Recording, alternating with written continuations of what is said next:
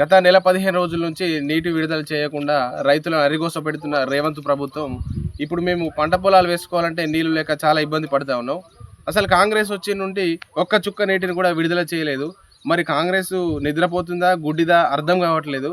మాలాంటి యువ రైతులని ప్రోత్సాహకంగా వాళ్ళు ఏదైతే కేసీఆర్ గారు అంతకుముందు పెట్టిన ప్రభుత్వ పథకాలు ఉన్నాయో వాటిని కూడా కంట్రోల్ చేసి కట్ చేసిండు. కాబట్టి మేము ఇప్పుడు ఏ విధంగా మేము ఈ రైతు పొలాలను సాగు చేసుకోవాలో మాకు అర్థం కావట్లేదు. ఇప్పుడు నేను అన్నీ వదిలేసుకొని నేను ఒక రైతులాగా యువ రైతులాగా నేను పొలం చేసుకొని పని చేసుకోవాలనుకుంటే ఇక్కడ నీళ్ళు అందుబాటులో లేవు. సకాలంలో రైతు బంధు విడుదల చేయలేదు. అసలు ఇది ఏం ప్రభుత్వం అనేది అర్థం కావట్లేదు. అసలు మీరు ఎందుకు గద్దెనెక్కారు? మా యువ రైతులను ఎందుకు ప్రోత్సాహకంగా చేయట్లేదు? పాత కేసీఆర్ గారు ఉన్నప్పుడు పెట్టిన పథకాలన్నింటినీ ఎందుకు కంట్రోల్ చేస్తున్నారు? అసలు మా మా మీద మీ అసలు కన్నెరితనం ఏంటిది?